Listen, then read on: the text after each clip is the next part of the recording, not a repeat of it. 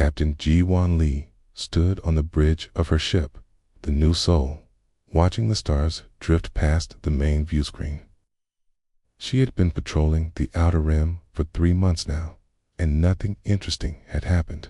Galactic Council kept Earth's ships far away from important areas. They said humans were too violent, too unpredictable to be trusted with real missions. Captain called Communications Officer Hai-Yan Choi from his station. "I'm picking up something strange on the emergency frequencies." Key walked over to Hai-Yan's console. The young officer had only been with them for 6 months, but he was good at his job. His face looked worried as he adjusted the controls. "What kind of signal?" Ji-Wan asked. "It's weak, but it's definitely a distress call coming from the Kepler 442 system. That's where the Thalan people live." Ji-Wan knew about the Thalans. They were peaceful, plant-like beings who grew food for half the galaxy.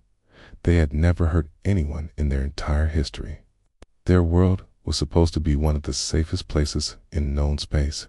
"Put it through the speakers," Ji-Wan ordered. The bridge fell silent as static filled the air. Then a voice came through, speaking in broken galactic standard. The voice was shaking with fear. "Double quotes, please. Anyone who can hear this. They came without warning. Our cities are burning. Our children." The voice broke for a moment.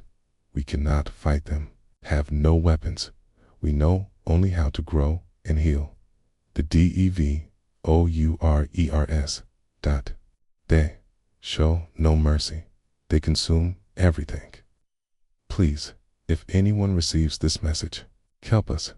The signal cut to static. Then nothing. The bridge crew stared at each other. Lieutenant Sujin Kong, the ship's security chief, spoke first. "Captain, the Thalans have never asked for military help before. Ever. If they're calling for rescue, ... It must be bad." Ji-Wan finished. She had met Thalans before. They were gentle beings who would rather die than hurt another living creature. For them to send a distress call meant something terrible was happening. "Hai-Yan, can you clean up that signal? I want to hear it again." The young officer worked at his console for several minutes, and he played the message again. The words were clearer, but the fear in the voice was even more obvious. "The Devourers," whispered Dr. Dong-Yun. "Oh, the ship's medical officer. I've heard stories about them from traders. They say the Devourers don't just kill. They change things, make them into something else." Ji-Wan felt a cold feeling in her stomach. She had heard the stories too. The Devourers were supposed to be just myths, scary tales that spacers told to frighten new crew members. But the terror in the Thalan's voice was real. "How far are we from Kepler 442? She asked her navigator. 2 days at maximum speed, Captain." Ji-Wan thought about her orders. Earth Command had told her to patrol this sector and report anything unusual to the Galactic Council. She was not supposed to take action without permission. But 2 days was a long time. Whatever was happening to the Thalans might be over by then. She made her decision. "Set course for Kepler 442. Maximum speed, Captain," said Lieutenant Sujin carefully. "We should probably contact the council first, get permission." Gay-Wan looked at her security chief. Sujin was a good soldier who followed rules. Akana had been in space long enough to know that sometimes rules got people killed. "The council will want to debate this for weeks," Ji-Wan said. "They'll form committees and hold votes and write reports. How many Thalans will die while they're talking?" The bridge crew looked uncomfortable. Everyone knew that the Galactic Council moved slowly. They preferred to study problems rather than solve them quickly. It was the civilized way, they said. "Besides," Ji-Wan continued, "we're just going to investigate. We'll see what's happening and report back. That's within our patrol duties." It was not really within their duties, and everyone knew it. But no one argued. The New Soul changed course, its engines pushing the ship faster than it had ever gone before. In the crew quarters, word spread quickly about their mission. Some were excited to finally do something important. Others were worried about disobeying orders. On the second day of their journey, Hyan picked up more signals from the Thalen system.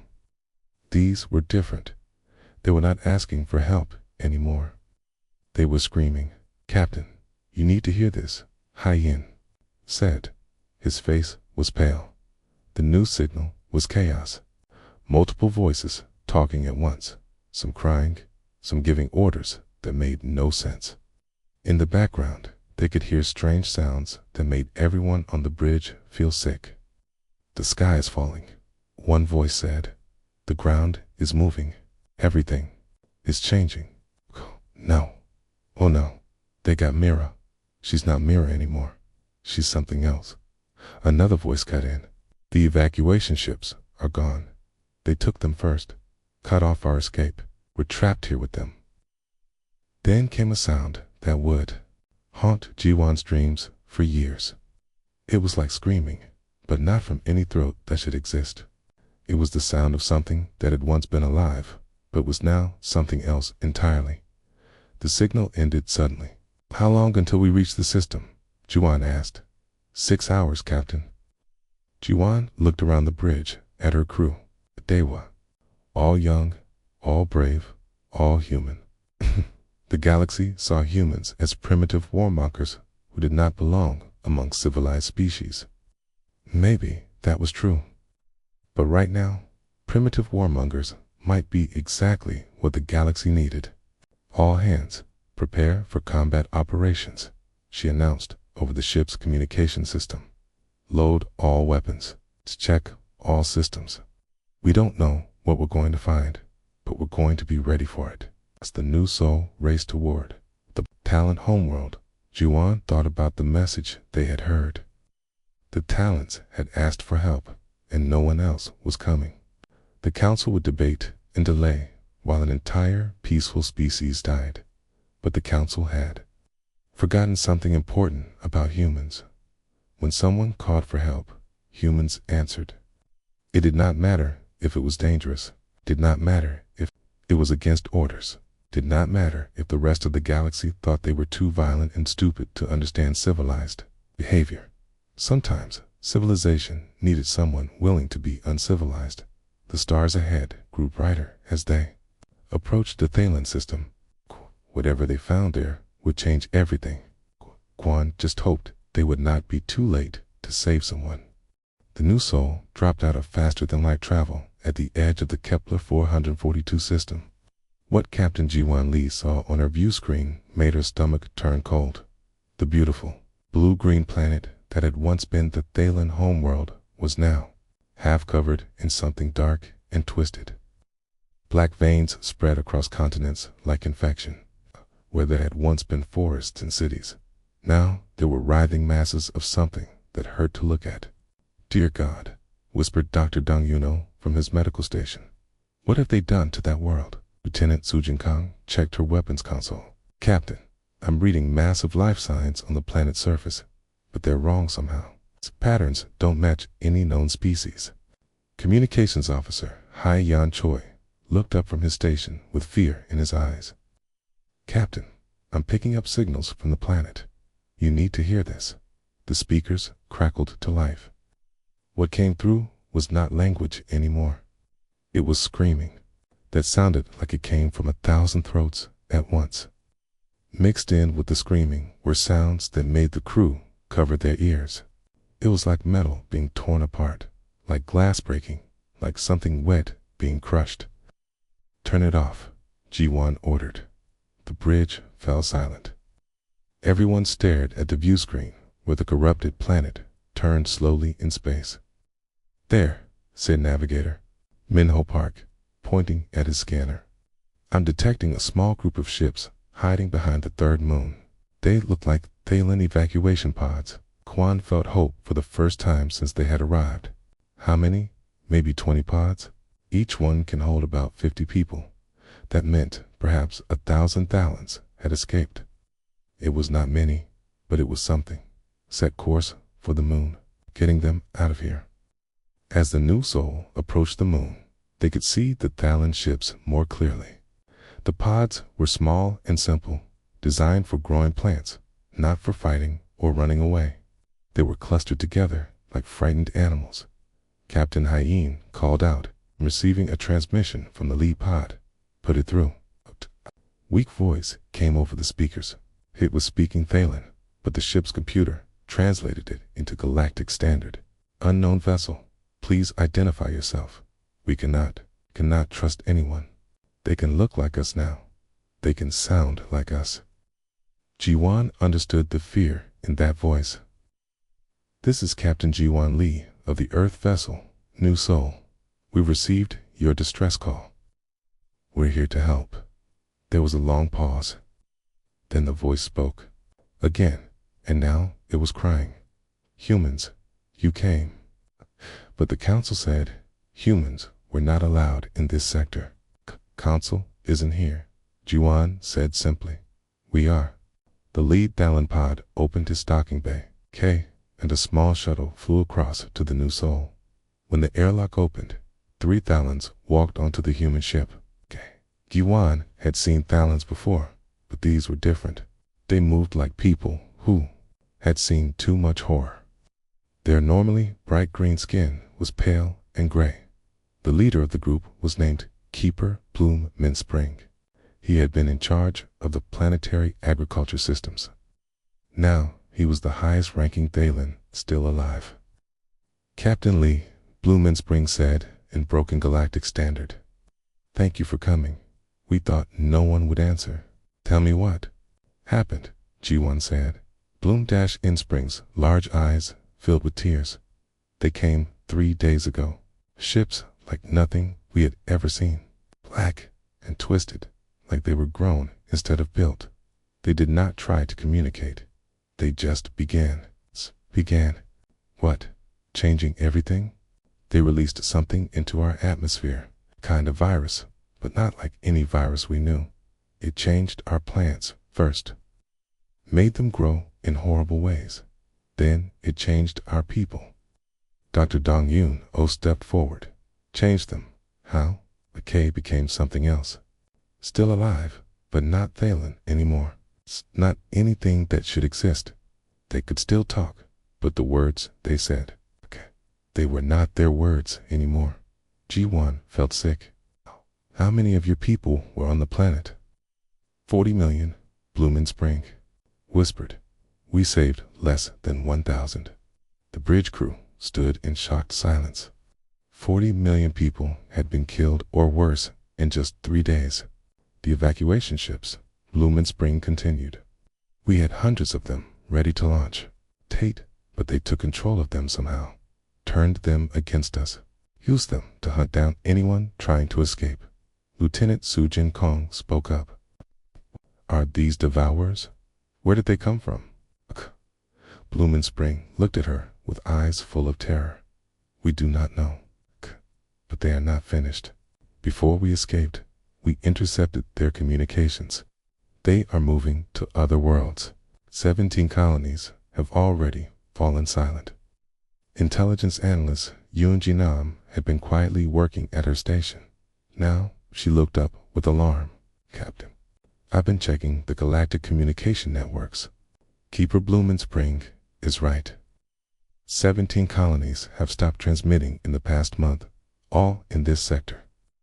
What about the Galactic Council? Ji-wan asked. Surely they're responding.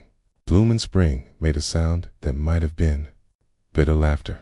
The council received our first distress call 4 days ago. They sent a patrol ship to investigate yesterday. Where's that ship now? Gone. We watched it arrive. Watched it get taken. Now it flies with the Devourer fleet. Yoon Ji-nam looked up from her console again. Captain, I'm receiving a priority message from Council Station Zeta 7.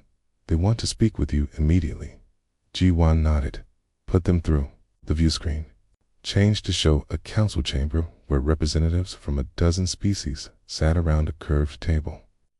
At the center was Ambassador Drac of the Centauri Empire, one of the most powerful voices in the council. Captain Lee, Ambassador Drac said, in a cold voice. You have violated direct orders by entering this sector. You will return to Earth space immediately. With respect, Ambassador, there are survivors here who need help. The Council has reviewed the situation. The Devourer phenomenon is being contained through strategic withdrawal. All remaining ships in the affected sectors have been ordered to retreat. Ji-Wan could not believe what she was hearing. You're abandoning them? We are following proper procedures. This threat will be studied and appropriate measures will be taken. How long will that take? The committee will complete its review within 6 months. 6 months, while entire worlds died. Captain Lee, Ambassador Drac, continued. Humans have already proven they are too violent and unpredictable for civilized space. Do not make this situation worse by taking unauthorized action. Return to Earth immediately or face consequences. The transmission ended. Ji-Wan looked around her bridge at her crew, then at the Thaylen survivors. She thought about 40 million dead, about 17 silent colonies, about a council that preferred committees to action. Ayan, she said quietly, send a message to Earth Command. Tell them what we found here. Tell them the council has abandoned these people. What should we do with the survivors? Asked Dr. Dong-Yun. One looked at Keeper Blumen Spring. The broken Thaylen leader was watching her with the last hope in his eyes. We take them somewhere safe, she said. And then we tell Earth exactly what civilized species do when children are dying. A new soul began loading the Thaylen survivors aboard. As they worked, Ji-Wan stared at the corrupted planet on her view screen. Somewhere down there, 40 million people had been turned into something that should not exist. The council called it a phenomenon to be studied. Ji-Wan called it a enemy to be destroyed. She was about to learn which approach the galaxy would choose. The new soul arrived at Earth's moon base 3 days later, carrying 1,000 Thaylen refugees and footage that would change everything. Captain Ji-Wan Lee had recorded everything they saw at the Thaylen homeworld. The corrupted planet, the screaming signals, the testimony of Keeper Blumen Spring. All of it. Admiral Yuna Park was waiting at the docking bay when they arrived. She was a small woman with gray hair and hard eyes who had fought in every major conflict of the past 30 years. When she saw the Thaylen survivors walking off the worse than anything we imagined. 40 million dead in 3 days. The council is calling it a natural phenomenon and telling everyone to retreat. Admiral Park's jaw tightened. Show me everything. They went to the main briefing room where the senior staff was waiting. President Taiyan Chin joined them by video link from Earth. He was a quiet man who had led Earth through 10 years of peace. But the look in his eyes now was anything but peaceful. Dr. Dong-Yuno presented his medical findings. First, the Devourer virus doesn't just kill, it rewrites living tissue at the genetic level, turns victims into something else entirely. They're still conscious, but they're not themselves anymore. Intelligence analyst Yoon-Ji Nam showed her data. Next, 17 worlds have gone silent in the past month. The pattern suggests they're moving toward the core systems where most of the galaxy's population lives. At their current speed, they'll reach the major colonies within 6 months. What about the council response? President Shin asked. Admiral Park's voice was bitter. They've ordered a complete withdrawal from the affected sectors. No rescue operations, no military response. They're going to let entire worlds die while they study the problem. President Shin was quiet for a long moment. And they've forbidden us from taking action. Okay? They say humans are too violent and unpredictable. Okay? They want us to return to Earth space and stay there. Keeper Blumen Spring had been sitting quietly in the corner. Howie stood up slowly. President Shin, may I speak? Of course. The Thaylen leader's voice shook as he spoke. My people have never asked anyone for help before. We grew food for the galaxy and asked for nothing in return. We had no weapons, no armies, no enemies. We thought Being peaceful would keep us safe. He paused, tears running down his face. I watched my world die. I watched my people become monsters. I heard children screaming as they changed into things that should not exist. The council species called themselves civilized, but when we needed help, they abandoned us. Only humans answered our call. President Shin leaned forward. What do you want us to do? What the civilized species will not. Stop them. Make sure no other world suffers what mine did. The room fell silent. Everyone knew what the Talon was asking. He wanted Earth to go to war against an enemy that had destroyed 17 worlds. He wanted them to fight alone against something the entire Galactic Council was afraid to face. President Shin looked around the room at his advisors. What are our chances? Admiral Park spoke first. Unknown. We've never fought anything like this. Okay, but our weapons are designed to fight other humans, and humans are the most dangerous species we know. That might give us an advantage. Chief of Advanced Weapons Division, Seo Jung, joined the meeting by video link. She was a brilliant scientist who had spent 20 years developing weapons that peace treaties said could never be used. Mr. President, if we're really doing this, I need to tell you something. We've been preparing for this day longer than you think. What do you mean? The Council has always said we're too violent. They've limited our weapon development for decades, but we've been working on defensive projects they never knew about. Things we said were for asteroid mining or deep space construction. They will be very effective against biological targets. President Shin understood. Earth had been secretly preparing for war while pretending to be peaceful. How long would you need to prepare? Give me full authorization and unlimited resources, and I can have a battle fleet ready in 3 months. Commander Wu Jinbei of the Human Defense Corps stepped forward. Sir, I need to say something. Our people have been watching the news reports about the Thalen survivors. They're angry, angrier than I've ever seen them. They want to fight. It was true.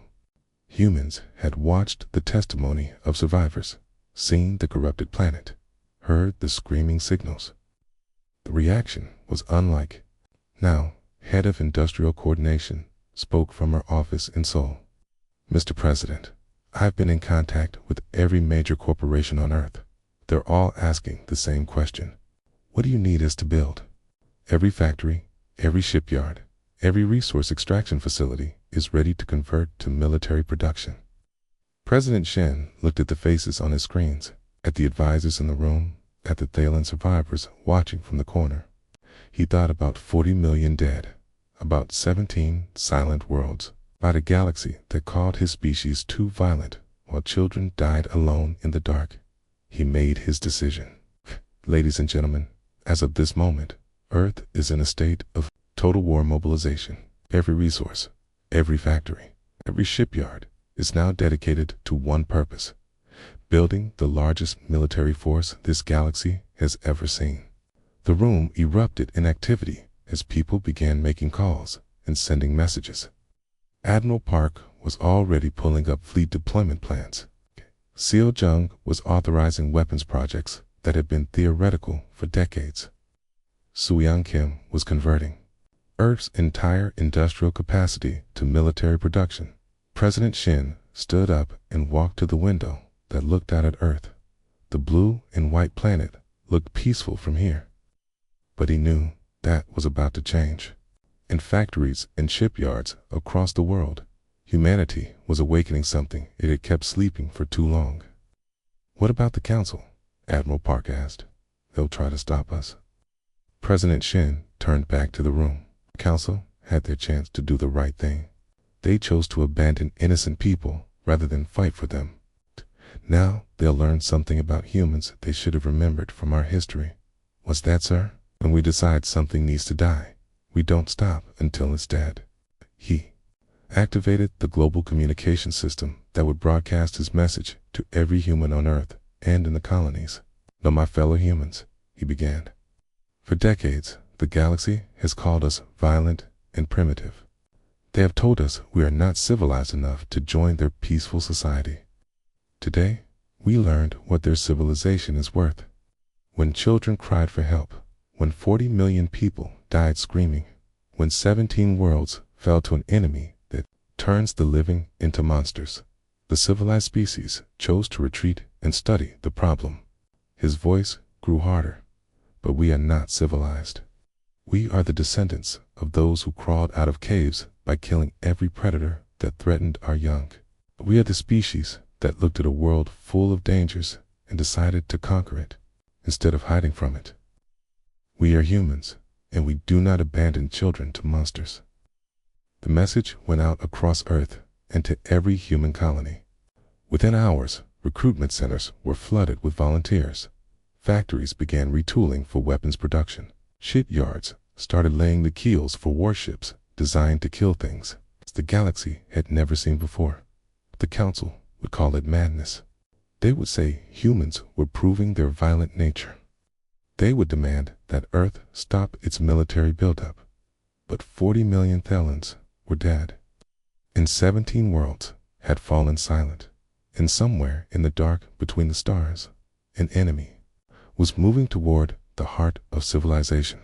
The galaxy was about to learn why humans had conquered their own world, and why that made them the most dangerous species alive.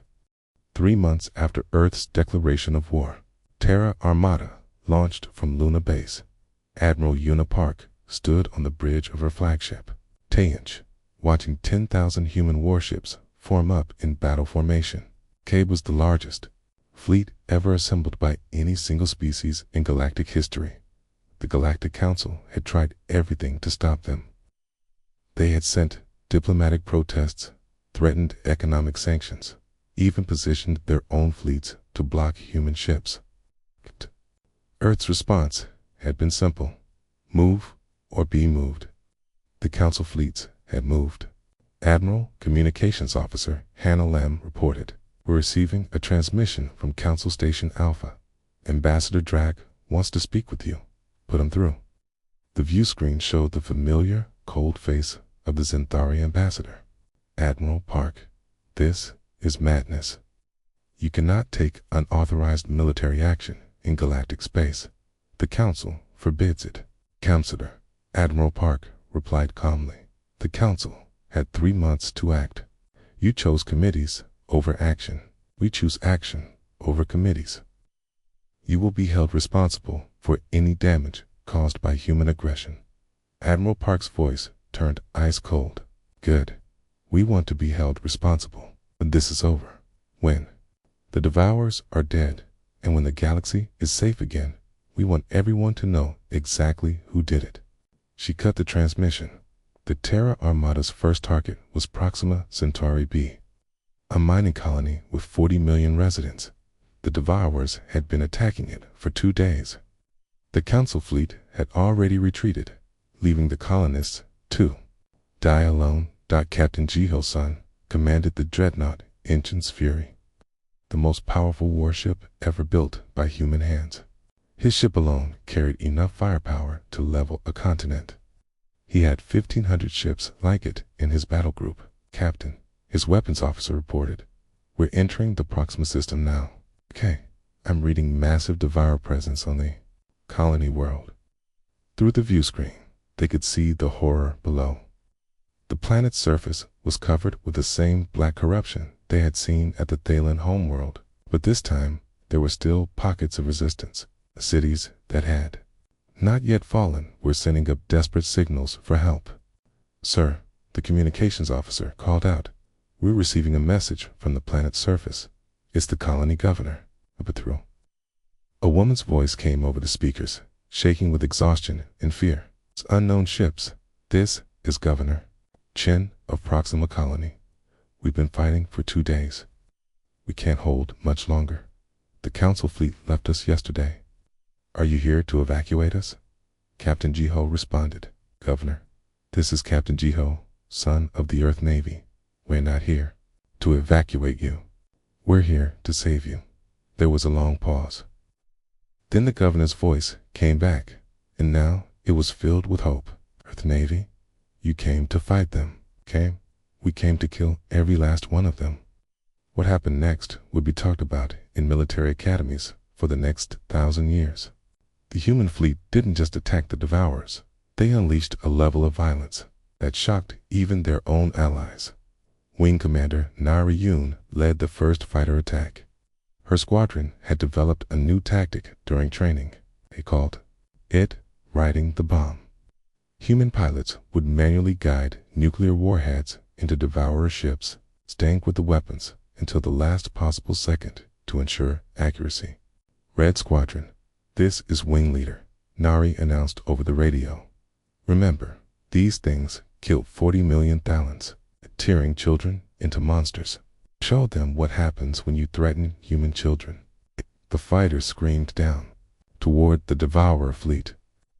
When the nuclear fire bloomed in space, it took 17 enemy ships with it. The human pilots who survived pulled up and immediately began another attack run. On the planet's surface, General Kyung-woo commanded the ground assault. Heist troops had been given weapons that the Council had banned as too inhumane for civilized warfare. Chemical weapons that dissolved organic matter. Biological agents that attacked the Devourer virus directly. Incendiary bombs that burned so hot they turned sand into glass. Remember, General Kyung told his troops over the radio, these are not people anymore. They're weapons made from people. Our job is to put them out of their misery and make sure this never happens again. The ground battle was brutal.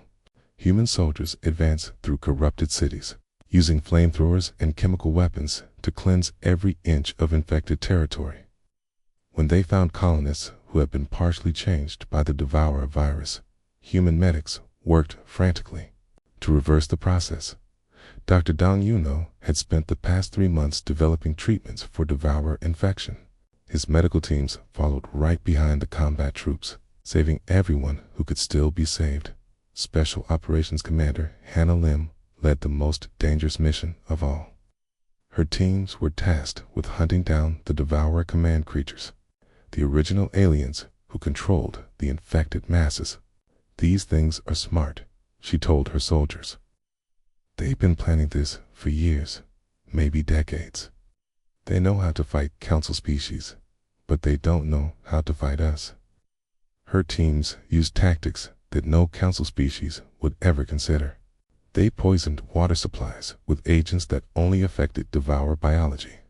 They used psychological warfare, broadcasting the screams of dying Devourer creatures to demoralize the enemy. They took no prisoners and offered no mercy. The battle for Proxima Centauri B lasted 6 hours. When it was over, every Devourer on the planet was dead. The infection had been completely cleansed. 38 million colonists had been saved, but the victory came at a cost. The human fleet had lost 800 ships and 20,000 soldiers. For any other species, it would have been a devastating defeat. For humans, it was just the beginning. News of the victory spread across the galaxy faster than light. Council species watched in shock as humans did something they had thought impossible. They had actually beaten the Devourers in direct combat. Ambassador Min-Ho Kim was Earth's representative to the Reformed Galactic Assembly. He had watched the battle reports with grim satisfaction. When the Council demanded an explanation for human actions, his response was simple. You called us too violent for civilized space, he told the assembled delegates. You were right. We are violent. We are savage.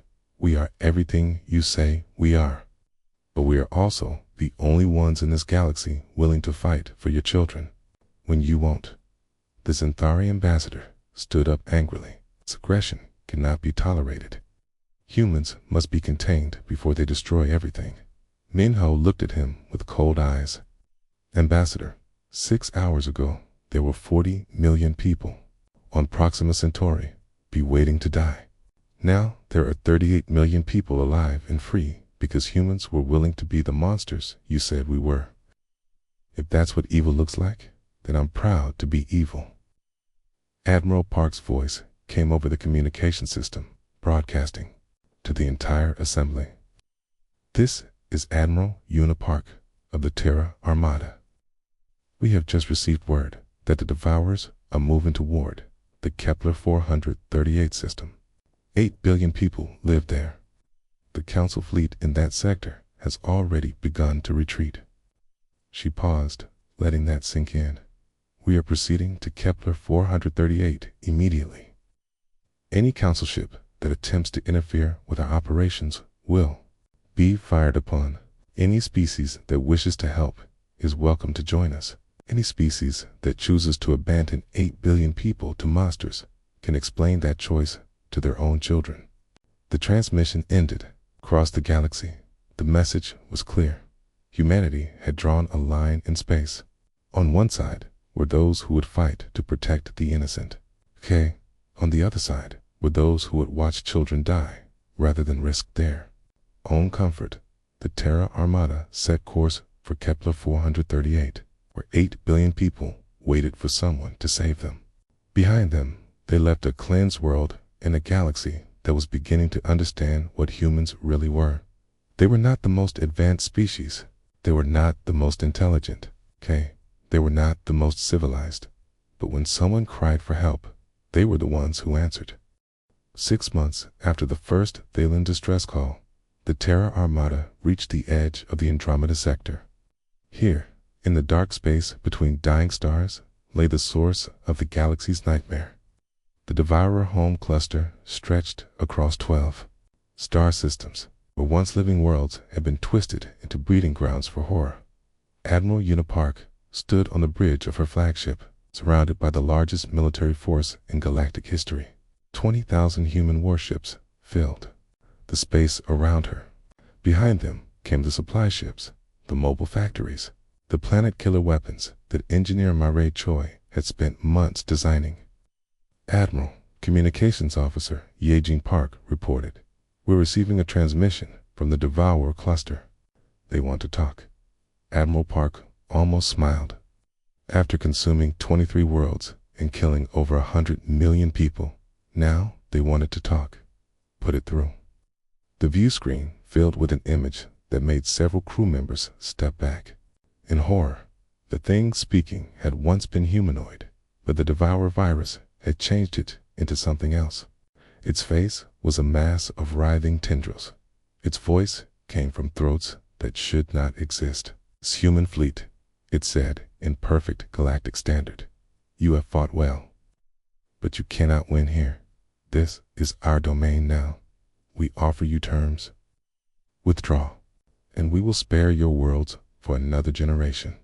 Admiral Park's response was cold and simple. "No, you do not understand. We have consumed the knowledge of 23 civilizations. We know your weaknesses. We have prepared for you." Good Admiral Park replied, "We've prepared for you too." She cut the transmission and turned to her crew. "All ships begin final approach. Today, we end this." The battle that followed would be remembered as the bloodiest day in galactic history. The Devourers had turned entire planets into weapons, launching moons like bullets and using corrupted stars as energy sources. Their bioships numbered in the millions, each one a twisted fusion of stolen technology and living horror. But humans had brought something. They had brought the combined fury of a species that refused to let children die alone. Admiral Sun Ho Kung commanded the Suicide Squadron, 500 ships, loaded with experimental weapons and volunteers who knew they would not be coming home. His mission was simple: punch a hole through the Devourer defenses so the main fleet could reach the cluster core. "This is Admiral Kang to all suicide ships," he announced over the radio. "Remember what we're fighting for? Remember the Thalen. Children, remember Proxima Colony. Remember every world these things have poisoned. Today, we make sure it never happens again." When they hit the Devourer defensive line, the explosions could be seen from 3 star systems away, through the gap they created. The main fleet poured like a river of fire. Captain Jiho's son's dreadnoughts targeted the planet-sized breeding stations, using weapons that cracked worlds and turned continents into molten glass. Wing Commander Nariyun's fighter squadrons dove into the heart of the enemy fleet, their pilots laughing as they guided nuclear bombs into Devour command ships on the ground. General Kyung-woo led the most horrific campaign in human history. His troops fought through cities made of living flesh, using chemical weapons that dissolved organic matter and biological agents that turned the Devour virus against itself. Burn everything, he ordered his soldiers. Leave nothing alive, nothing that can grow back, nothing that can spread to another world. The ground battle was hell made real.